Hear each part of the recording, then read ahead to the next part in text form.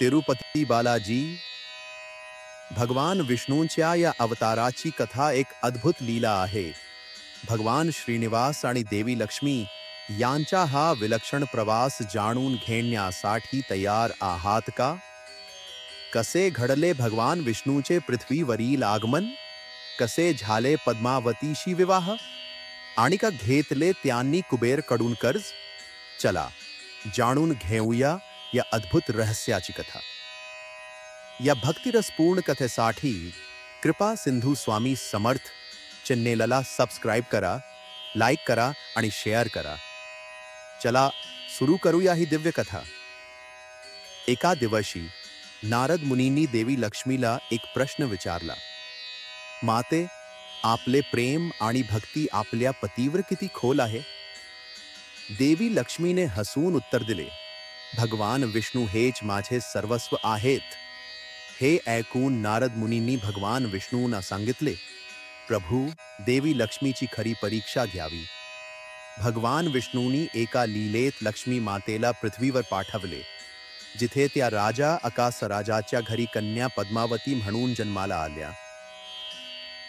देवी लक्ष्मी पृथ्वीवर गेल्यावर भगवान विष्णूंनीही मानवांचा उद्धार करण्यासाठी पृथ्वीवर अवतार घेतला.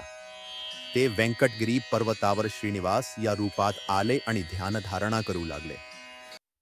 त्या काळात राजा अकासराज यांची कन्या पद्मावती मोठी होत होती.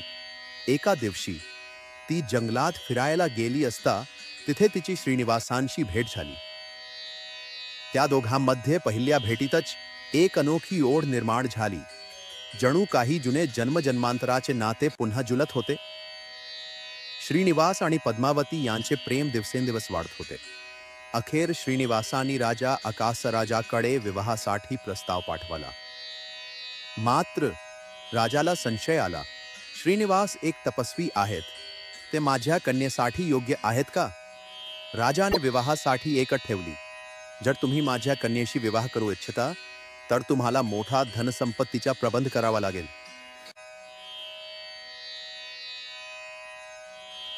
श्रीनिवासांनी कुबेर राजाकडून कर्ज घेतले आणि वचन दिले, कलियुगाच्या शेवटपर्यंत हे कर्ज भक्तांच्या देणग्यांमधून फेडले जाईल. आजही तिरुपती बालाजीच्या मंदिरात भक्तांकडून दिल्या जाणाऱ्या देणग्या या कर्जफेडीसाठीच आहेत असे मानले जाते. श्रीनिवास आणि पद्मावती यांचा विवाह मोठ्या थाटामाटात पार पडला. संपूर्ण देवदेवता, ऋषीमुनी आणि राजा अकासराज यांनी हा विवाह साक्षी भावाने पाहिला. पण अचानक देवी लक्ष्मी प्रकट झाल्या. त्या रागाने म्हणाल्या, प्रभू, आपण मला सोडून दुसऱ्या स्त्रीशी विवाह केला? श्रीनिवास मंद स्मित करत म्हणाले, हे लक्ष्मी, तूच तर पद्मावती आहेस. हे फक्त पृथ्वीवरील एक लीला होती. देवी लक्ष्मी समाधानी झाल्या आणि दोन्ही रूपे एक